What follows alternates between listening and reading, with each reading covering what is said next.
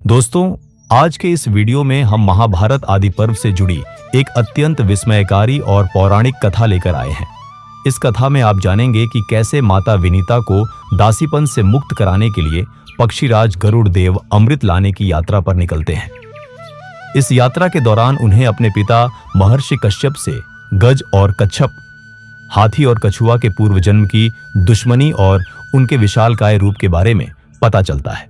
आखिर क्यों दो सगे भाई एक दूसरे के जानी दुश्मन बन गए और गरुड़ देव ने उनका उद्धार कैसे किया। साथ ही जानिए कि कैसे गरुड़ देव ने अकेले ही देवराज इंद्र और समस्त देवताओं की सेना को परास्त कर दिया और अमृत तक पहुंचने के लिए भयंकर अग्नि को शांत किया। पौराणिक रहस्यों और ज्ञान से भरी इस अद्भुत कथा को पूरा जरूर सुने। अमृत के लिए गरुड़ की यात्रा और गज कच्छप का वृतांत। उग्र श्रवा जी कहते हैं, सोनक आदि ऋषियों, सर्पों की बात सुनकर गरुड़ ने अपनी माता विनीता से कहा, माता, मैं अमृत के लिए जा रहा हूं। उसके पहले मैं ये जानना चाहता हूं कि वहां क्या खाऊंगा। विनीता ने कहा, बेटा, समुद्र में निषादों की एक बस्ती है, उन्हें खाकर तुम अमृत ले आओ। एक बात का स्मरण रखना, ब्राह्मण का वध कभी भी न करना, वे सबके लिए आराध्य हैं। गरुड़ जी माता की आज्ञा के अनुसार उस दीप के निषादों को खाकर आगे बढ़े। रलती से एक ब्राह्मण उनके मुंह में आ गया, जिससे उनका तालू जलने लगा। उसे छोड़कर वे कश्यप जी के पास गए। कश्यप जी ने पूछा, बेटा, तुम लोग सकुशल तो हो? आवश्यकता अनुसार भोजन तो मिल जाता है ना? गरुड़ जी ने कहा, मेरी माता सकुशल है, हम भी सानंद हैं। यथेष्ट भोजन ना मिलने से कुछ दुख रहता है। मैं अपनी माता को दासीपन से छुड़ाने के लिए सर्पों के कहने पर अमृत लाने के लिए जा रहा हूं। माता ने मुझे निषादों का भोजन करने के लिए कहा था, परंतु उससे मेरा पेट नहीं भरा। अब आप कोई ऐसी खाने की वस्तु बताइए जिसे खाकर मैं अमृत ला सकूं। कश्यप जी ने कहा, बेटा, यहां से थोड़ी दूर पर एक विश्वविख्यात सरोवर है। उसमें एक हाथी और एक कछुआ रहता है। वे दोनों पूर्व जन्म के भाई, परंतु एक दूसरे के शत्रु हैं। वे अब भी एक दूसरे से उलझे रहते हैं। अच्छा, उनके पूर्व जन्म की कथा सुनो। प्राचीन काल में विभावसु नामक एक बड़े क्रोधी ऋषि थे। उनका छोटा भाई था। वो बड़ा तपस्वी सुप्रतीक अपने धन को बड़े भाई के साथ नहीं रखना चाहता था। वो नित्य बंटवारे के लिए कहा करता। विभावसु ने अपने छोटे भाई से कहा, सुप्रतीक, धन के मोह के कारण ही लोग उसका बंटवारा चाहते हैं और बंटवारा होने पर एक दूसरे के विरोधी हो जाते हैं। तब शत्रु भी उनके अलग अलग मित्र बन जाते हैं और भाई भाई में भेद डाल देते हैं। उनका मन फटते ही नित्य बने हुए शत्रु दोष दिखाकर बैर भाव बढ़ा देते हैं। अलग अलग होने से तत्काल उनका पद पतन हो जाता है, क्योंकि फिर वे एक दूसरे की मर्यादा और सौहार्द का ध्यान नहीं रखते। इसी से सत्पुरुष भाइयों के अलगाव की बात को अच्छी नहीं मानते। जो लोग गुरु और शास्त्र के उपदेश पर ध्यान न देकर परस्पर एक दूसरे को संदेह की दृष्टि से देखते हैं, उनको वश में रखना कठिन है। तुम भेदभाव के कारण ही धन अलग करना चाहता है, इसलिए जा, तुझे हाथी की योनि प्राप्त होगी। सुप्रतीक ने कहा, मैं हाथी होऊंगा तो तुम कछुआ होगे। गरुड़। इस प्रकार दोनों भाई धन के लालच से एक दूसरे को श्राप देकर हाथी और कछुआ हो गए। ये पारस्परिक द्वेष का परिणाम है। वे दोनों विशालकाय जंतु अब भी आपस में लड़ते रहते हैं। हाथी 6 योजन ऊंचा और 12 योजन लंबा है। कछुआ 3 योजन ऊंचा और 10 योजन गोल है। वे मतवाले एक दूसरे का प्राण लेने के लिए उतावले हो रहे हैं। तुम जाकर उन दोनों भयंकर जंतुओं को खा जाओ और अमृत ले आओ। कश्यप जी की आज्ञा प्राप्त करके गरुड़ जी उस सरोवर पर गए।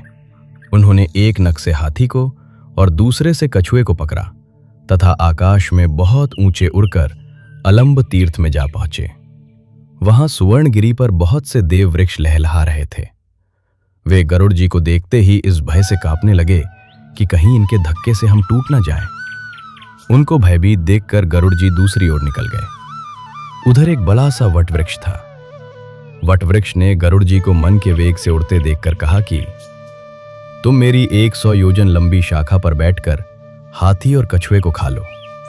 ज्यों ही गरुड़ जी उसकी शाखा पर बैठे, त्यों ही वो चरचरा कर टूट गई और गिरने लगी। गरुड़ जी ने गिरते गिरते उस शाखा को पकड़ लिया और बड़े आश्चर्य से देखा कि उसमें नीचे की ओर सिर करके बालखिल्य नामक ऋषिगण लटक रहे हैं। गरुड़ जी ने सोचा कि यदि शाखा गिर गई तो ये तपस्वी ब्रह्मर्षि मर जाएंगे।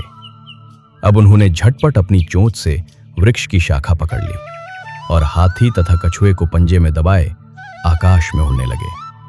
कहीं भी बैठने का स्थान न मिलने पर आकाश में उड़ते ही रहे। उस समय उनके पंखों की हवा से पहाड़ भी कांप उठते थे। बालखिल्य ऋषियों के ऊपर दया भाव होने के कारण वे कहीं बैठ न सकते। उड़ते उड़ते गंधमादन पर्वत पर गए। कश्यप जी ने उन्हें उस अवस्था में देखकर कहा, बेटा कहीं सहसा का काम न कर बैठना। सूर्य की किरण पीकर तपस्या करने वाले बालखिल्य ऋषि क्रुद्ध होकर कहीं तुम्हें भस्म न कर दें। पुत्र से इस प्रकार कहकर उन्होंने तप शुद्ध बालखिल्य ऋषियों से प्रार्थना की। तपोधन, गरुड़ प्रजा के हित के लिए एक महान कार्य करना चाहते हैं, आप लोग इसे आज्ञा दीजिए। बालखिल्य ऋषियों ने उनकी प्रार्थना स्वीकार करके वट वृक्ष की शाखा छोड़ दी और तपस्या करने के लिए हिमालय पर चले गए। गरुड़ जी ने वो शाखा फेंक दी और पर्वत की चोटी पर बैठकर हाथी तथा कछुए को खाया।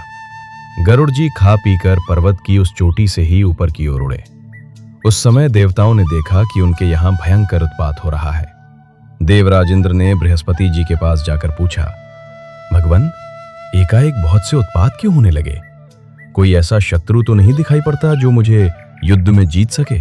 बृहस्पति जी ने कहा, इंद्र, तुम्हारे अपराध और प्रमाद से तथा महात्म बालखिल्य ऋषियों के तपोबल से विनीता नंदन गरुड़ अमृत के लिए यहाँ आ रहा है। वो आकाश में स्वच्छंद विचरता तथा इच्छानुसार रूप धारण कर लेता है। वो अपनी शक्ति से असाध्य कार्य को भी साध्य कर लेता है। अवश्य ही उसमें अमृत हर ले जाने की शक्ति है। बृहस्पति जी की बात सुनकर इंद्र ने अमृत के रक्षकों को सावधान करके कहा कि देखो, परम पराक्रमी पक्षीराज गरुड़ यहां से अमृत ले जाने के लिए आ रहा है। सचेत रहो, वो बलपूर्वक अमृत न ले जाने पावे। सभी देवता और स्वयं इंद्र भी अमृत को घेर कर उसकी रक्षा के लिए डट गए। गरुड़ ने वहां पहुंचते ही पंखों की हवा से इतनी धूल उड़ाई कि देवता अंधे हो गए। वे धूल से ढककर मूढ़ बन गए। सभी रक्षक आंखें खराब होने के डर से वे एक क्षण तक गरुड़ को देख भी नहीं सके। सारा स्वर्ग क्षुब्ध हो गया। चोंच और डैनों की चोट से देवताओं के शरीर जर्जरित हो गए। इंद्र ने वायु को आज्ञा दी कि तुम ये धूल का पर्दा फाड़ दो, ये तुम्हारा कर्तव्य है। वायु ने वैसा ही किया। चारों ओर उजाला हो गया। देवता उन पर प्रहार करने लगे। गरुड़ ने उड़ते उड़ते ही गरज कर उनके प्रहार सह लिए और आकाश में उनसे भी ऊंचे पहुंच गए। देवताओं के शस्त्र के प्रहार से गरुड़ तनिक भी विचलित नहीं हुए। उनके आक्रमण को विफल कर दिया। गरुड़ के पंखों और चोंचों की चोट से देवताओं की चमड़ी उधर गई। शरीर खून से लथपथ हो गया। वे घबराकर स्वयं ही तितर बितर हो गए। इसके बाद गरुड़ आगे बढ़े। उन्होंने देखा कि अमृत के चारों ओर आग की लाल लाल लपटें उठ रही हैं। अब गरुड़ ने अपने शरीर में 8100 मुंह बनाए तथा बहुत सी नदियों का जल पीकर उसे धधकती हुई आग पर उड़ेल दिया। अग्नि शांत होने पर छोटा सा शरीर धारण करके वे आगे बढ़े।